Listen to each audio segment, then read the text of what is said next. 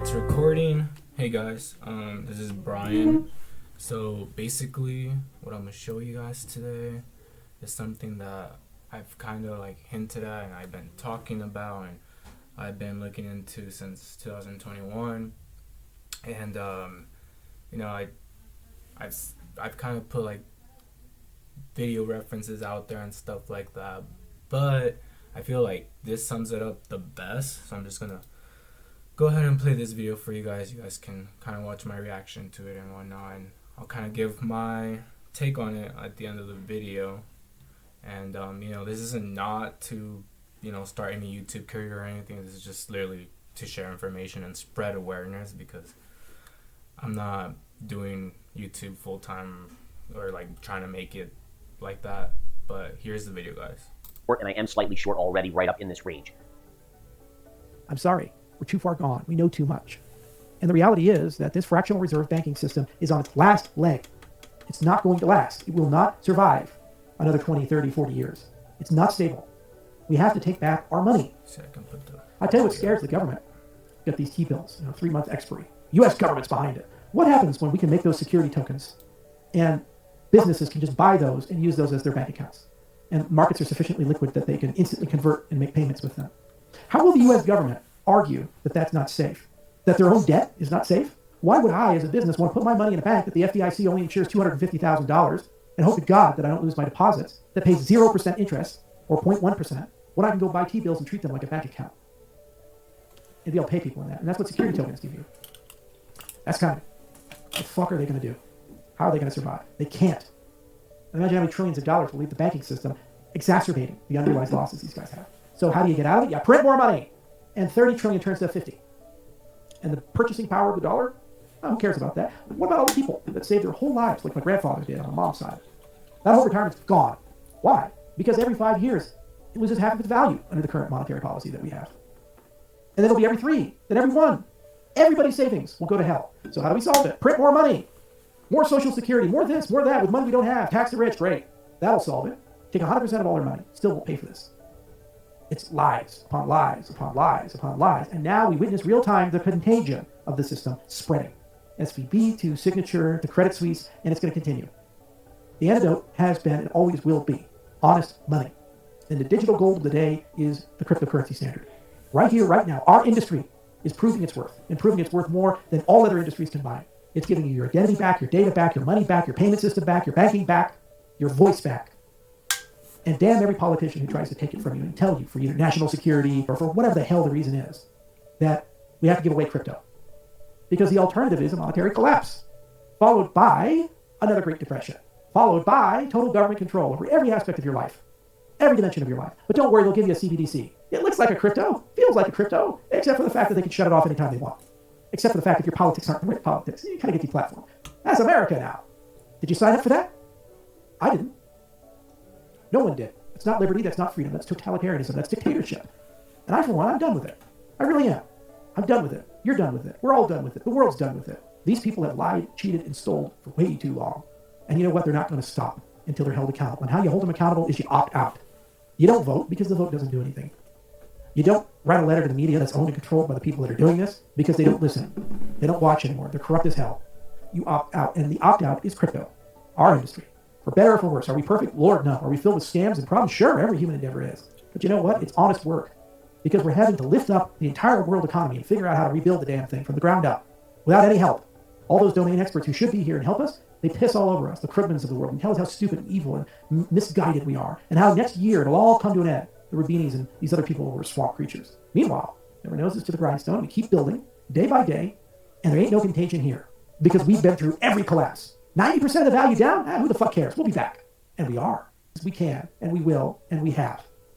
We are now 14 years into this cryptocurrency experiment, and we've gone from nothing to a global movement that really has a chance at liberating the world from the banksters who took it over a long time ago.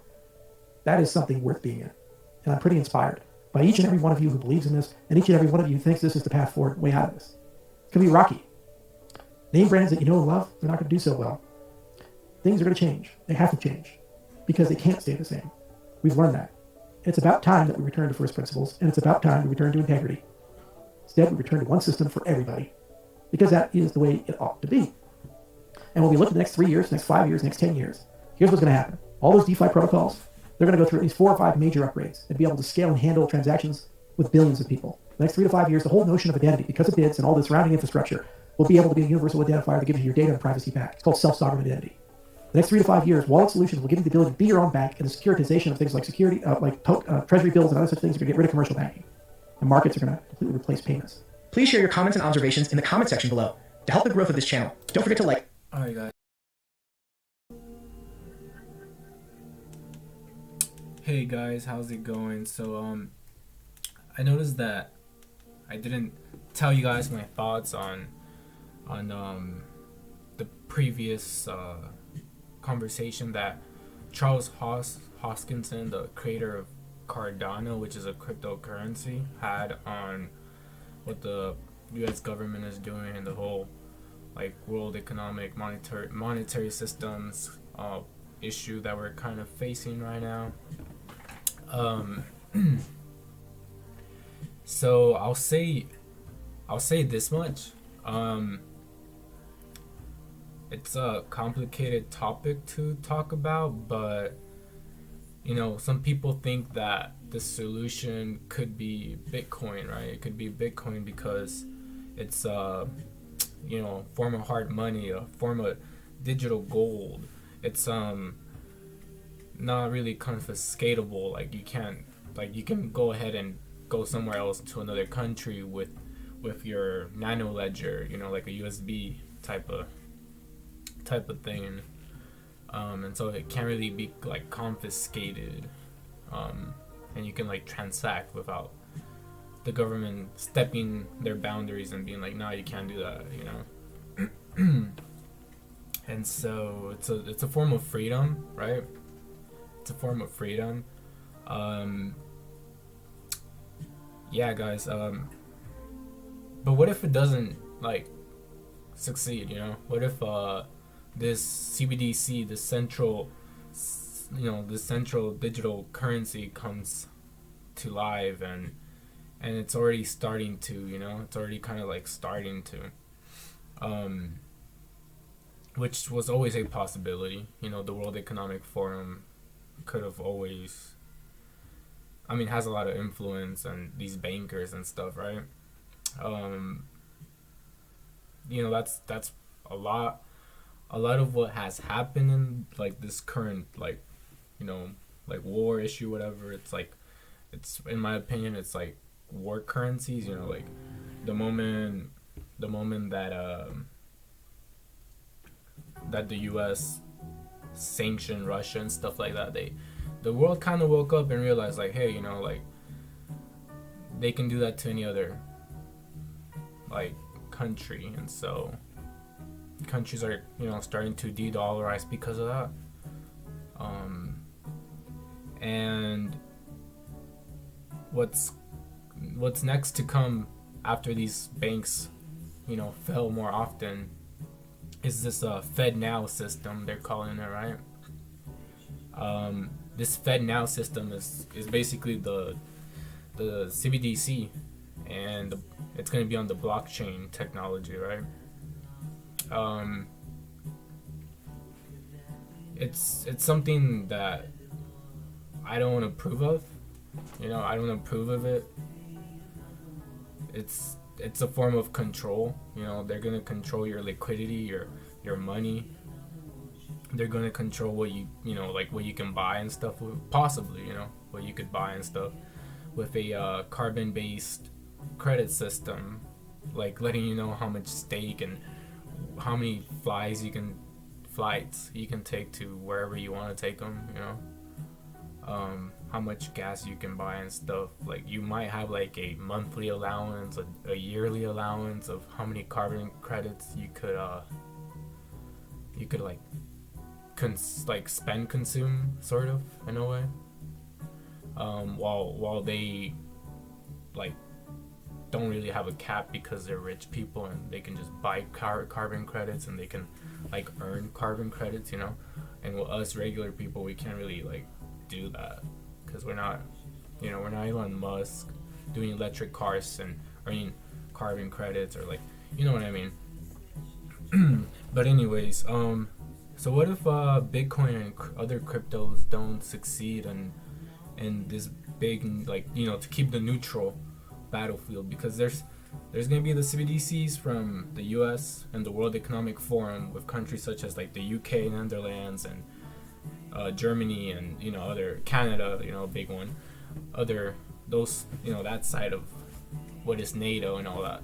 And there's gonna be the other side of like the digital yuan, what's Russia, Iran, North Korea, what's gonna be possibly Brazil, possibly Mexico now, because the U.S. is kind of like driving them away. They kind of want to like abuse their power against them too. So, but now they're not really in the position to overstep because of what's going on. And so what if Bitcoin and stuff like that does not succeed? In that case, what's the alternative system, right? And so the alternative system is basically this right here. It's probably XRP, Quantum, it's like a whole other crypto niche called ISO 22 tokens, and so that's why I'm betting on both sides. I'm betting on Bitcoin, and I'm also betting on XRP, because what if people don't like take action? What if people don't fight for freedom in a way that is like smart? Or what if like the government oversteps and like tries to somehow shut down Bitcoin? Or you never know, right? And so what if they're successful? Well, if they're successful, you have a bet on them as well. And so this is kind of like a video of like that I've like kind of like heard about, but I wasn't really like, it could happen, it could not happen, but I'll just show you guys this.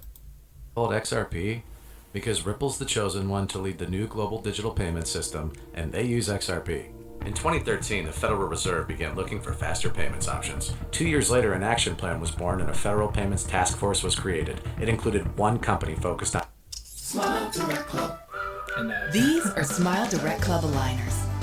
They're laser crypto, Ripple. In 2014, the World Bank and Better Than Cash Alliance, which includes the Bill and Melinda Gates Foundation, Clinton Global Initiative, and the governments of 32 countries, put out a report called The Opportunities of Digitizing Payments. 1 year later, the Better Than Cash Alliance featured one crypto company on their website, Ripple. Today, Better Than Cash Alliance and all other UN initiatives are focused on a single agenda, the Sustainable Development Goals for 2030. You can see the SDGs logo on Bill Gates' lapel, world-leading companies, the Better Than Cash Alliance website, and on the UN's official exchange, Exchange. What crypto is Exchange officially utilizing for their carbon credit solution? XRP. The world will move to a new international standard for exchanging electronic messages between financial institutions by 2025 called ISO 20022. Who was the first ISO 20022 member focused on distributed ledger technology? Ripple. Who's partnered with over 300 financial institutions, including Bank of America, American Express, PNC, Santander, SBI, HSBC, Standard Chartered Bank, Bank of England, India, Singapore, Scotland, Australia, and Indonesia, the largest banks in Japan, Canada, Egypt, the Middle East, United Arab Emirates, Thailand, Morocco, Bhutan, South Korea, Brazil, and Latin America? Ripple. Who is a former employee overseeing the Federal Reserve? Ripple. A former employee overseeing the world's largest asset manager, BlackRock's digital asset division? Ripple. Leading Australia's CBDC effort? Ripple. Who hired a former Treasury of the United States? Ripple. 2 former Federal Reserve attorneys to their board? Ripple. 2 former Clinton and Obama advisors? Former Minister of Defense and Economics of Germany? Former business director at SWIFT? Former SWIFT board member? Former CFO of PayPal? Former head of the DTCC? Former chief business officer at Uber? Former VP of Amazon and former SEC chair on their legal team? Ripple. Who's a member of the Digital Pound Foundation, Digital Dollar Project, Digital Euro Association, Mojaloop, IMF's High-Level Advisory Board on FinTech, Hyperledger Blockchain Consortium, Open Payments Coalition, Faster Payments Council, Global Payments Steering Group, Cross-Border Working Group, International Association for Trusted Blockchain Applications, Crypto Climate Accord, University Blockchain Initiative, World Wide Web Consortium, and a featured partner of the World Economic Forum with 3 members of their team directly listed on the WF website? Ripple. Now, does Ripple and XRP sound like they're going to disappear, or do they sound like they're part of a much bigger plan? You decide. So yeah, I mean, that's just one of like the ISO 22 tokens. I mean, there's a whole bunch of them, There's supposedly Cardano. I didn't know that. But yeah, there's a whole bunch. There's Algorand, there's HBAR, there's XDC, there's IOTA, Quantum, and it's like this other like, yeah, it's like this other alternative system that supposedly the government or the World Economic Forum might like use with the bankers and stuff, and that's kind of like the other alternative, and so I'm just kind of betting on both sides. You know, I'm not leaning towards either, because, you know, why would I? You know, like it's like, don't place all your eggs in one basket type thing, and at the same time it's like you can still like be safer on that side, because, you know, eventually like the US dollar is just going to continue losing value, and you know, I see these things as like a long-term savings account in a way, even though like they fluctuate in value now. You know, in the future they might not fluctuate in value, but it's like super risky stuff. You know, you definitely not financial advice. I'm just suggesting that people kind of like look into this kind of stuff, and I'm being real about it, because I mean, it is what it is. But yeah, that's kind of like the whole video that I had for you guys, and I'm just spreading awareness again. You know, I really don't care whether people look into this stuff or not. You know, I'm doing it just because it interests me, and because, yeah, I mean, that's what I'm doing. But yeah, this has been Brian here for you guys, me, and I hope you all take care. You know, take care of your loved ones and everything, and have a backup plan in case anything. You know, I sure as hell have not planned enough for anything, and that's probably not like the best idea either. You kind of just take things step by step, and really be able to pivot and you know, if circumstances change and stuff, you know. So yeah, that's kind of like what I wanted to talk to you guys about. I do lean more towards the side of like Bitcoin succeeding and people taking back their power, and you know, like decentralizing stuff, you know, not having a centralized tyrannical, draconian, totalitarian government rule over people. I do hope that people can rule over themselves, and yeah, you know, have a bright future. But in case that's not the case, you know, then there's the other alternative. So I'll just leave it at that, guys. Y'all take care. Have a good one. Peace.